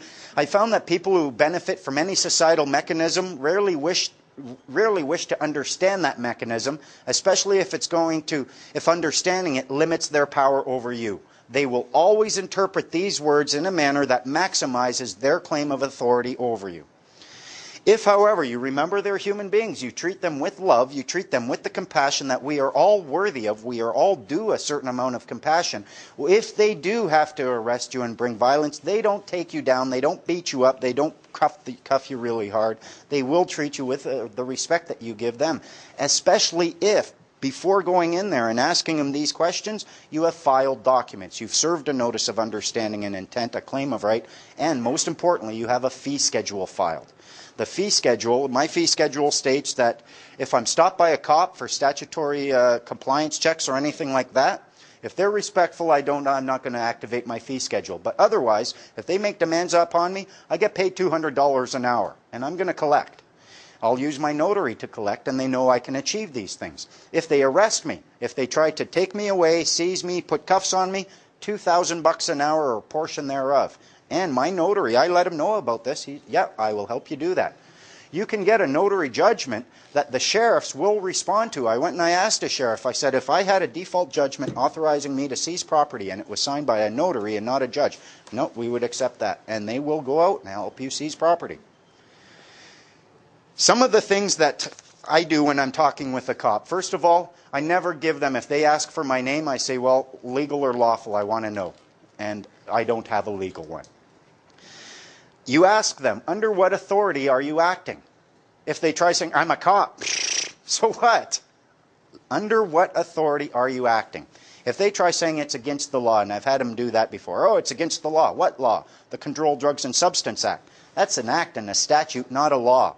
Are you aware gross negligence is equal to fraud? They hate that. These people have a duty to understand and to distinguish between statute and law. They've been dealing with us for so long with people who are essentially ignorant that we don't even distinguish between statute and law, so they assume that you are going to be there. They'll say, oh, you broke the statute, you broke a law, I want to give you a ticket. And then they'll say, I need to see your ID, and if you don't show me ID, I'm going to arrest you for obstruction of justice. I've had cops do this to me, SkyTrain cops. The fact is, though, until they see ID, they have absolutely no evidence of the existence of a person who is liable under the statute. So they're putting the cart before the horse. They're saying, I see a human being. The act says person must produce a proof of fare. You're a person. I'm giving you a ticket. Now you have to show me your ID so I can give you a ticket, because they've been told if you don't see ID, you can't give a ticket. They know this, but they're putting the cart before the horse. Ask them flat out, is this a transaction of a security interest? If he says, I don't know, then you say, well, clearly it can't be. You cannot engage in a transaction of a security interest in ignorance. So you say, okay, fine, so this isn't a transaction of a security interest. If it is, you need knowledge thereof. Since it's not a transaction of a security interest, you will not be generating any obligation upon me to pay or perform, so why am I talking to you? Have a good day. If they say, yes, it is a transaction of a security interest, you need my consent for that, and I do not consent to your transaction of a security interest. If they ask you for identification, do what my friend Digger did. He said, why do I have to show you ID when I'm not even obliged to have it, but you are? They need to show you 3 things upon demand, if you demand it. Their identification card. It'll be signed by the Solicitor General. Their badge is usually right there. They will have a business card. If they don't have a business card with their name and badge number that matches their ID card, you do not know you're dealing with a proper cop. And I've caught cops wearing fake numbers and giving out fake cards. That doesn't jive. It does. You need all 3. And when you see all 3 of those, then you know you're dealing with an officer who is in uniform. If he doesn't show you that, he's out of uniform. I don't have evidence that you're actually a real cop, and I'm not listening to you. And if you order me to do anything, it's under protest and duress. If he asks, if you get a chance, afterwards, please? What? There was a third thing.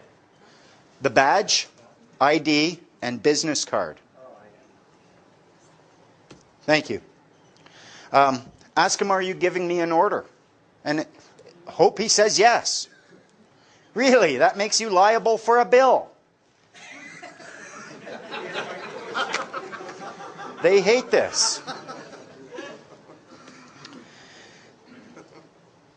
If they come up to you and what they like to do, they use presumption and assumption so often, they won't even ask you a question. They come to the window, driver's license, registration, insurance, look at them and say, apples, bananas, and pears? You're not making any sense. Like, you used a complete sentence? What is it you want? Do you have a driver's license, registration, and insurance? Or may I see it, is usually what they would ask, because they're operating upon a presumption too. You ask them, are you willing to claim under full commercial liability that I have an obligation to have such a thing in order to exercise my common law rights? Blah, blah, blah. And of course you don't. And they are learning about it. Is that in your package? Yep. Now, if they ask you, if they try to enforce a statutory obligation or restraint upon you, they're going to try to establish the evidence of a person. They want to see ID. They'll ask you, what's your last name? If you give a last name instead of a family name, they can assume that you are a person. One of the key things to a person, they need two things. They need a name and a date of birth. Without that date of birth, they have no claim that there's a person. Anytime a cop asks me, when were you born? Sorry, I wasn't counting then. Really wish I could help you. I've had cops say, okay, fair enough. When do you celebrate your birthday? I do that every day. Okay, good enough. If I wanted to send you a gift for your birthday, when should I do that? Tomorrow sounds good. You're late. You don't give them that information because you don't know that information. There is no way on earth you could possibly prove in a court of law that you know when you were born. Even anyone tells you, it's all hearsay. What they can establish was born was the legal fiction, that person. That you can point to, and you can point exactly when that was born. They create it. So the person is the legal fiction. The person is that legal fiction. If they try enforcing statutory obligations or restraints upon you, ask them. They'll say, oh, well, let me see your ID. Well, what evidence do you have at this point right now that you are actually dealing with a person who is subject to that act?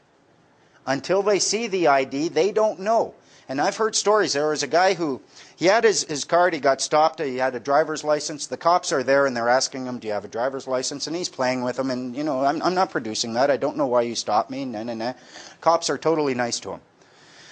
He's about to get, he says, you know, I was this far to getting out of there. They were just going to give up. And then finally the cop asked me one last time, you sure you don't want to just show me your ID? I mean, it makes it so, okay, fine.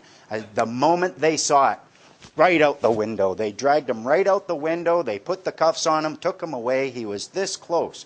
But once they saw that there was a person they could act upon, they acted. And they will act very, very quickly, especially if you're being pokey with them.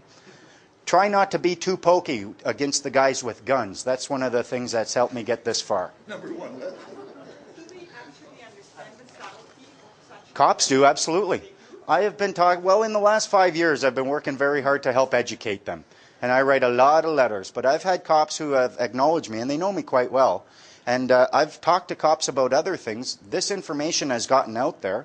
I've had a couple of, one officer came and he asked, I expressed this to him. He said, that can't be true. I said, you go ahead and find out. And you certainly have a duty to due diligence anyways now, so you have a duty to go ask. Next time I saw him, he had been promoted and he was in plain clothes, and I really appreciate the information you gave me. They bump him up. So it's not training that they get. It's not the training they get, but as a person they cannot act or whatever. yeah, and they understand it. I've had cops tell me when I gave them a guy's name, they said, well, the problem is there's two of him. And I went, what do you mean, there's two people? No, there's the person and there's the people, and just so you know, there's two of them. I said, so you're aware of the person? We're aware. They know. And that's why they are wanting us to get to the point. Nanny wants us to grow up. A lot of these cops, I've had many cops, well, 3 cops have told me in probably the last year, you know, if there were more people like you, we wouldn't need to enforce all these bullshit laws. I said, I'm working on it, buddy, I'm working on it. They don't want to do this. They don't understand what these words mean anyways. They don't want the conflict. They want the peace, and they want the abundance as well. They would love to be loved. They would like to be looked at like they're good firemen, like they're your best friends. What if a cop searches you without permission and finds ID showing you are a person such as a SIN or a DL or whatever? Why do you have it? Okay, so you're saying don't. Yeah, and leave it at home. Unless you're using your person that day, you leave it at home.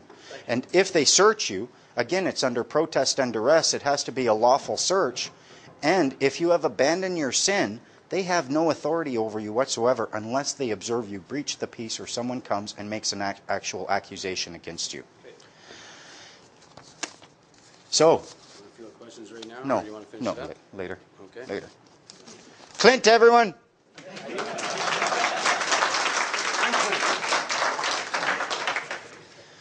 Yeah, and for the most part, if you're acting with respect towards them, you're acting within your own community standards, and all you're doing is asking them questions. You're not, I mean, there are some things you can't say to the cops. If they come and they ask you for driver's license, right, or if they say, do you know why I stopped you?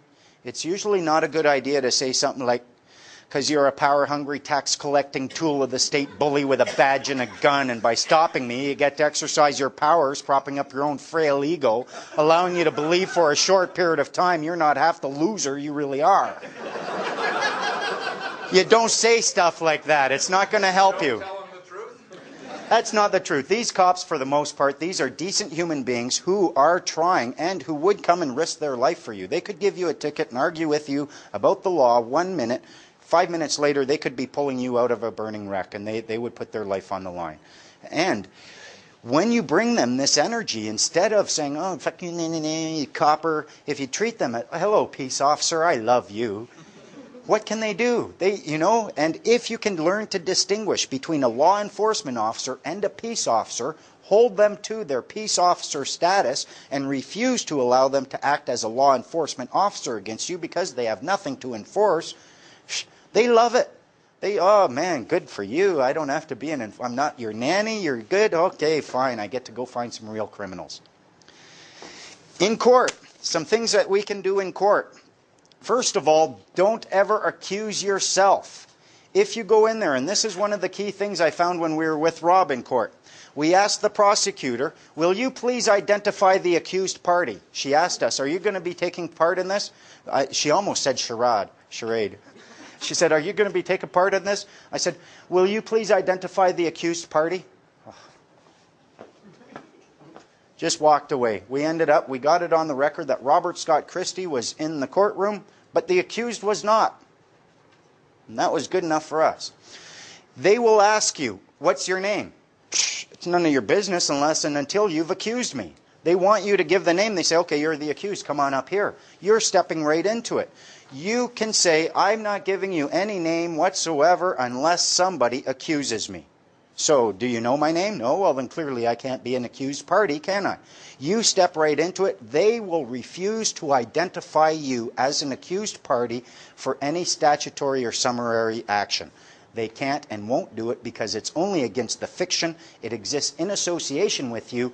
That association must be lawful, and therefore it must be voluntary on your part. They will ask you, what's your name? Okay, Mr. Menard, please step forward. You're faced with these charges. Oh, well, yeah, apparently. Okay, you just accused yourself. A friend of mine, Greg Calcutta, he held up his summons. He's standing there. What's your name? I'm here to deal with this number. Well, I need your name. I'm here to deal with this number. And that's all he did. Stood his ground. I'm here to deal with this number. Okay, we can't. They never called his name. They never did anything. And then it just got wiped. It was gone. Another tactic that works very well in court, and I saw this, I thought it was the most beautiful thing in the world. Lutz, Brian Lutz, L-U-T-E-S. You can look it up if you want. He was charged under the Income Tax Act with failure to file. It's not you who has to pay this income tax. It's your person, of course. It's your account that you set up with your social insurance number. This means they have to create joinder between you and this number. If you send them a document saying, hi, my social insurance number is 47, you've used it, you're in it. He never allowed them to create any joinder between the two.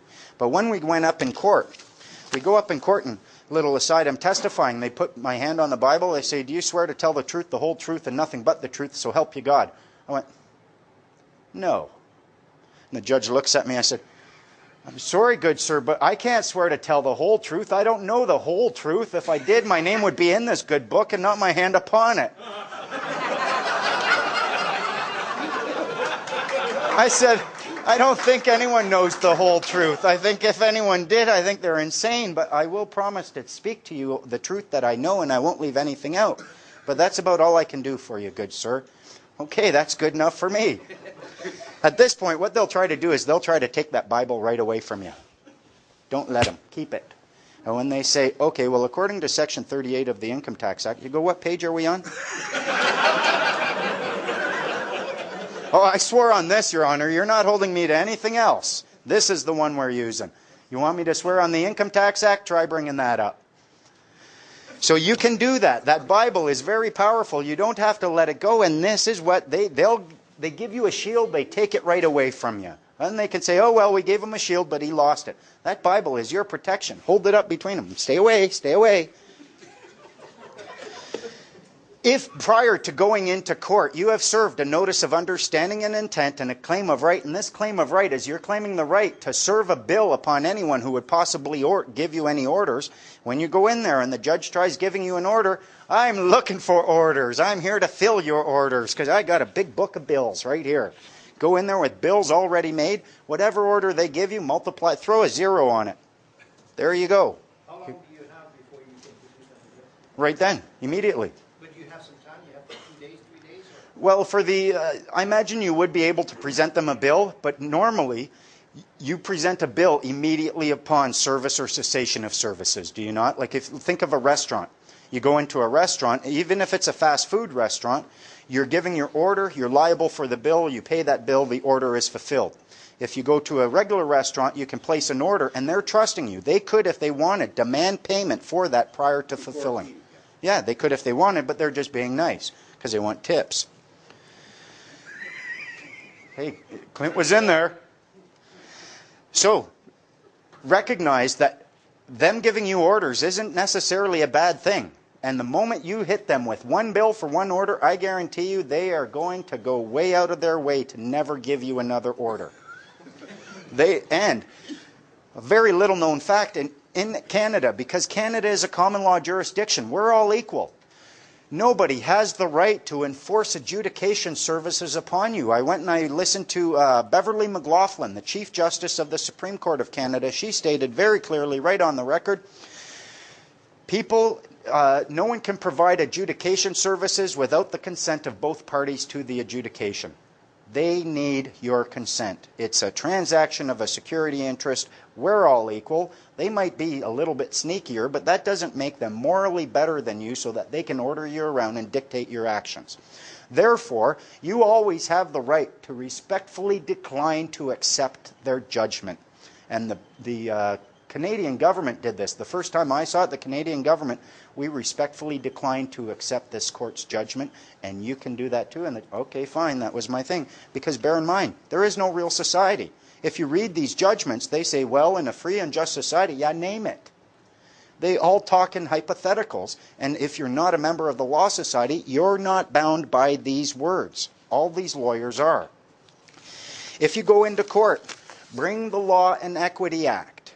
They hate that. You can bring that, show it to them, and say, yep, this is the Law and Equity Act. I intend to use it. I'm going to find my remedy because no matter what you say, I've got 3 days to say no. They don't like this. And when we went in with Rob, and I've gone in with a couple of people, and I tried to tell the JP, well, we're going to use Law and Equity. No Law and Equity Act in here. I'm not hearing anything about Equity and Law Act or anything like this. And he was just so shooken by that.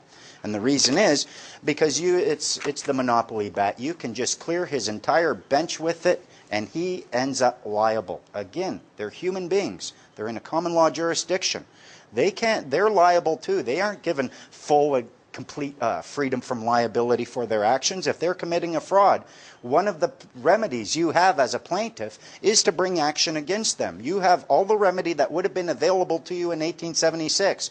This means you have a right to bring action against them as well. Ask them as well.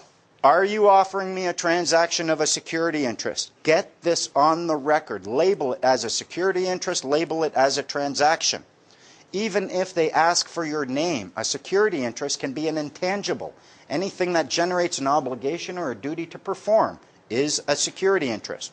Your name could be viewed as one. If a cop asks you, what's your name? That's an intangible security interest, actually, and why do you want it? What am I getting in return?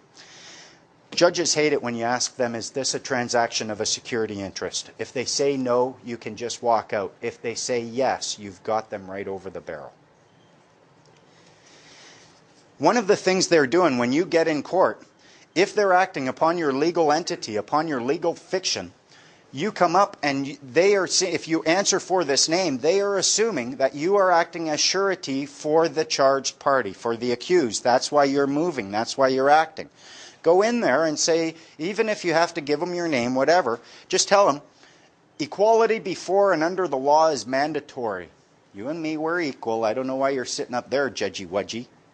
Equality before the law is mandatory. I'm competent to administrate my own affairs. I do not consent to this transaction. He has no power after that. He can't do anything. He'll try to railroad you. He'll try to get you to appear to change your position and opinion. Stick to your position. Stick to your guns over and over. Tell them right off. Tell them, I am not surety for the accused, although our names are very familiar. Oh, really? What's your name? Why do you care? I'm not the accused and I'm not surety. That's all you need to know. I'm just here as a member of the public observing. The big one, ask them for their oath and their bond information. They're an officer of the court. If they're an officer, they're holding office. Offices have oaths. Ask them to put their oath on the record and their bond information. The bond information is who issued the bond, what's the value of that bond, and who is holding it in trust for redemption. The bond is a piece of paper. Essentially what they got to do is they have to act on their bond. They're standing on a piece of paper which is worth $1 million, and they can't step off that paper. They cannot operate outside of the realm of that bond. If they do, you get to say, hey, look, someone abandoned $1 million. Thank you very much. You take this bond. If you get your hands on that actual bond, you take the original to the issuing agency. It's a check for that amount. They have to honor it. That's what the bond is for. If they don't have that, if they don't have the oath and the bond, and they don't want to put it clearly on the record, you can tell them you're not holding office lawfully. You can also give them their oath. I'll tell you what your oath is then if you don't want to enter it in the record. You've had success in this, have you not, Mary? Where you you put their oath on the record? Yeah, I accept their oath into the matter. So poke them on that. The big trick is what I found. It's a bit of work because you got to find the path where you're loving and you're gentle and you're respectful to their office, but at the same time you are just not going to take any shit from anyone. You know there's too much deception. You can't put poo between bread and call it a sandwich and not make it not stink because of the bread. It's still stinky shit and I'm not eating it. If you go through this enough times, they recognize it and they say, I don't even want to do this anymore. Especially if every time you go through one of their processes, you say, okay, I accept that. Doesn't this mean that then? If you learn every time you go through it, it gets to a point where they don't want you to go through anymore because you're arming yourself every time you go through it. You're just understanding their process better. And if you're a big loudmouth like I am, they know that I'll start telling people everything I learn. Okay, I'm telling people about that one. Oh, damn it. In order to find your freeman status, you will need to distinguish. There is a maxim in law that says, he who distinguishes well learns well. He who questions well learns well. If you cannot question, you cannot distinguish, you are going to end up being a slave to them. The reason questioning is so powerful, if they ask you a question, you ask them a question right back. We're equal. We're playing tennis. The goal is to get them to answer the question first, answer none of their questions. The reason is, If you are asking questions, the assumption in law must be that you are asking because you don't understand, and you want to understand so you can keep the law. The assumption is, and therefore, as long as you are continually asking questions, they can't do anything. They can't claim you're obstructing justice. They can't claim that you're not that you're in violation of any statute. Just keep asking questions. Lutz, when he was in court, this was clever. He would be asked a question, and he would sit there 4 minutes.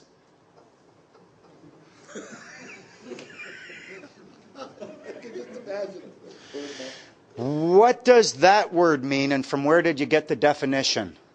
And the prosecutors, Your Honor, are you going to allow this? You asked him a question, his freedom is on the line, and I think he's being very wise thinking about your questions before answering. The judge loved him. And this judge, I mean, this was after I had been on the stand, so he kind of liked me and my response. And Lutz said something very telling, said something along the lines of, well, I don't understand the Income Tax Act, or I don't stand under the Income Tax Act. And the judge said, well, what do you mean? He said, I don't understand it, I don't stand under it, I don't grasp it, comprehend it, or seize it. I don't understand it. The judge said, welcome to the club. Right there I said, we won, we won. How can you claim you don't understand the act and then use that? And you should have seen the prosecutor's head at that time. Crap. If you learn to distinguish between actual law, and there is only 3 ways to break the law: harm another human being, damage someone else's property, use fraud or mischief in your contracts, you have broken the law. That's the only way to break the law. If you distinguish between statutes and law, you're on your way. You need to distinguish between these. If you can distinguish between the City of Edmonton, which is actually properly called the Corporation of the City of Edmonton, and Edmonton City, you can distinguish between the legal entity, which is where all the bylaws are, because if you look up definition of bylaw, you know what it says? Rule of a corporation.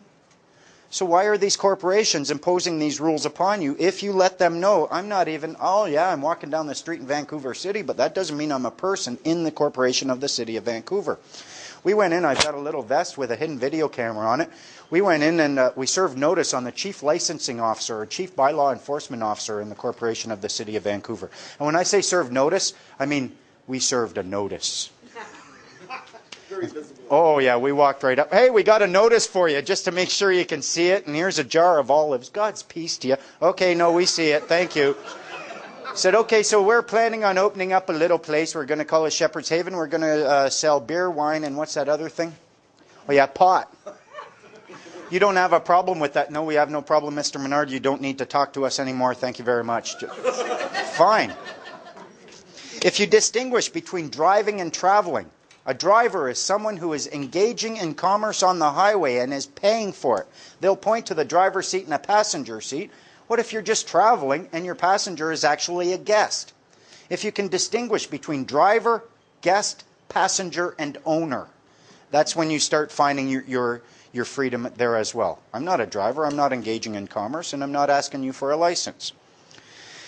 If you distinguish between an enforcement officer and a peace officer's duty is to keep the peace. An enforcement officer's duty is to enforce either court orders or ensure statutory compliance. They are breaching, their primary role is the peace officer. And they are actually breaching their duty to the peace if they try to act as an enforcement officer without actually having evidence of person status. Hold them to that. Distinguish between those. If you can distinguish between de facto and de jure. De facto means, okay, we're there, but we're fraudulent. We're fulfilling these duties just because no one else is. But it's actually fraudulent. De jure means it's done under law. It's a proper, lawful court. Ask the courts. You know what they hate? Is this a de facto court? You're actually asking them, is this a fraudulent court? And it is a de facto court, and they have to answer it. Person and human being, and the owner and a limited access user. Now it boils down another question that they hate. Whose courts are these? They'll try telling you, oh, these courts are yours. Really? Do I have full and complete access? Ownership is determined by access. An owner to property has full, unconditional access to their property. If you only have limited access to that property, you cannot claim to be an owner.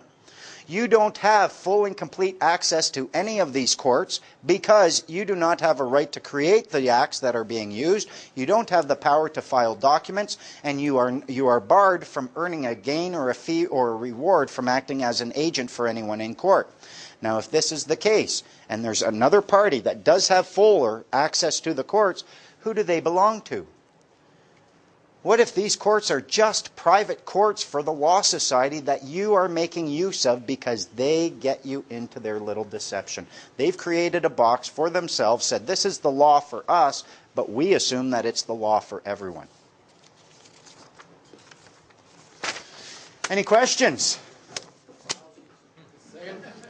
Yep. Which one? Whoever. If you abandon that corporation, it's the corporation that's liable, not you, or the legal fiction. And then that's the required stuff that happens over and over. No, the notice of understanding and intent and a claim of right is what you will be doing over and over, essentially.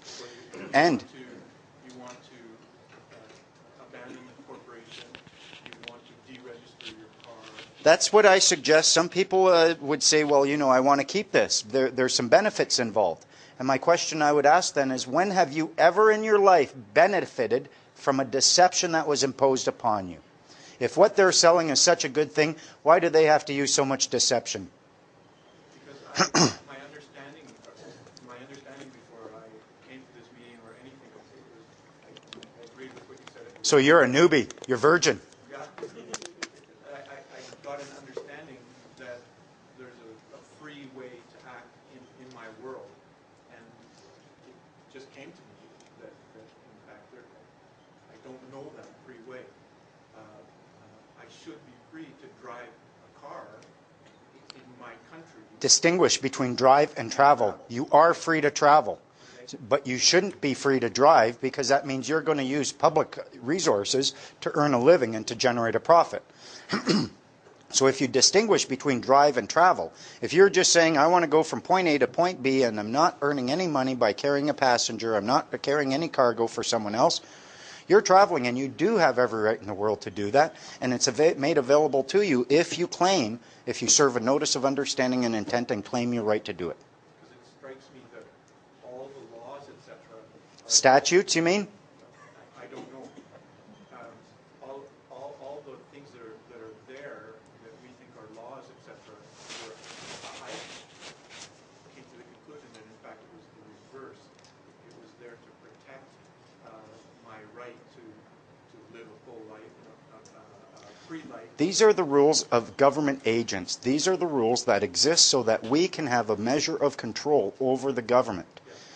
They've hooped us into getting a social insurance number, so now we're all part of the government. We're all bound by these rules, but we can step away at any time. And when we do, we're free of these rules. They're still bound by them.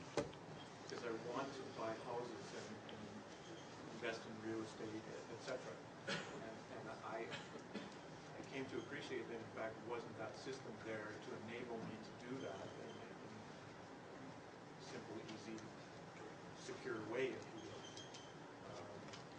So then when I go to buy a property, they say, what's your social insurance number, and on and on and on and on. You tell them you don't have one. And if you sense that, oh, they're going to want this, they're going to want that, all you have to do is see that this is a potential for conflict, and you take care of that by creating and signing a notice of understanding and intent. Put them on notice. Claim your right. Watch what happens. Because the lenders, of course, never have to enter into they don't have to lend me money if I don't satisfy it. That's a whole different story. You've got, my friend, there's a whole lot you should learn before you go buying property like that, because chances are you can just discharge it anyways.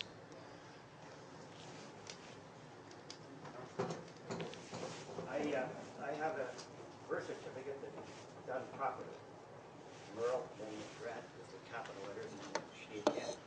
So I knew that if I sent it to the government to get another one, a renewal, I said I wanted a renewal one, that they would send me this other one. So I said to them, I was born in Medicine Hat. My mom and dad named me Merle Grant Schnee, and I want to replace the birth certificate, but just so that you know that I'm not the one that I'm looking for, I'm sending you a copy in this Exhibit 1. And I paid for it and everything else, so please send me the exact copy.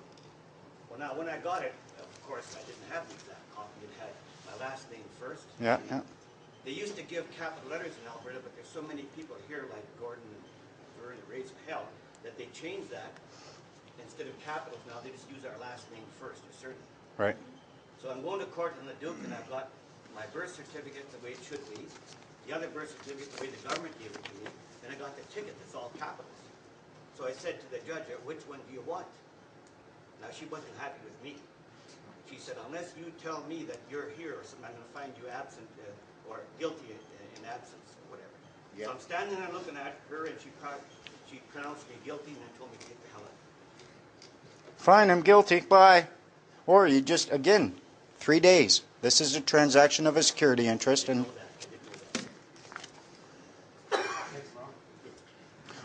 someone asked a question about the social insurance number. If you abandon it, what about retirees? Can you still get your pension payment? Because apparently what the government does is they insist that you use the social insurance number. If you have, again, it would require a notice of understanding and intent. And the way I look at it, my dad worked for Chrysler for 30 years. Well, he worked for Chrysler for 30 years. He had a Chrysler employee identification number. When he retired, he gave up his number. He started collecting his pension. You should be able, if you're retired and you're collecting a pension, you should be able to give them back that social insurance number and still claim the right to collect your pension. You shouldn't have to be a government employee from the day you're born to the day you die. You can say, I'm no longer a government employee, but that's my pension and you're going to give it to me. And what if you could ask for it all at once? I want my whole pension. Without SIN or a birth certificate, how do you get a passport? And of course, without a passport, how do you travel internationally? Again, I thought we covered that already. I don't know that you'd need a passport. Again, a notice of understanding and intent. You write to what the government is doing is providing you with a service and saving you the trouble of having to do it all yourself. Do what the government would do with that passport, but do it yourself. And essentially, all you're doing is you could engage in an agreement with the host country. You tell them, listen, I want to come and visit this country, and I'm a free man on the land, and because of that, I don't have a passport. Or you could demand that the passport office provide you with a passport even as a free man on the land. They might say, oh, you need this, we're required to see this. I hate it well, I don't hate it, but I notice a lot of times they will say ICBC is required to see this application. I require a tuna sandwich. Does that create an obligation on any of you to give me one? No. Just because they define it as their requirement doesn't mean it's an obligation for you. The law is all about remedy. There is always remedy. If you can't find the remedy, you're not thinking about law, you're not looking at it properly, it's always there. There are people who travel, they cross especially coming into our border. You can come into our border, say, I'm a free man on the land, you're a government agent, get the hell out of my way. Just move. If you're going into other countries, you're going to have to operate on an agreement of good behavior, essentially is what that passport is for. Maybe post a bond, say, I'm posting a $10,000 bond in order to travel and explain this to them. And although you won't be able to serve a notice of understanding and intent and a claim of right upon a foreign company or a foreign jurisdiction, you can certainly do it to the customs people here. And they know that they have no right to deny you access. And I've heard of people using a family Bible, and they claim that that's their ID, that's their passport, and it's accepted. And that's what they used to use before passports.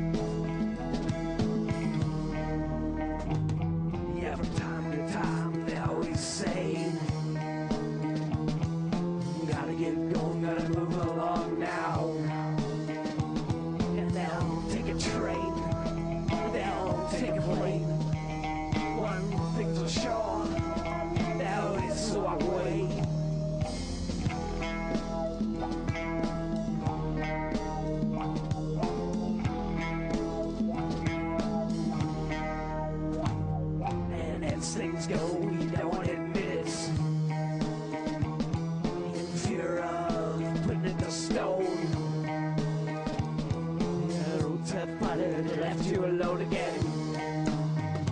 It's like a bus ride, it's like a hitchhike, it's like a cheap motel.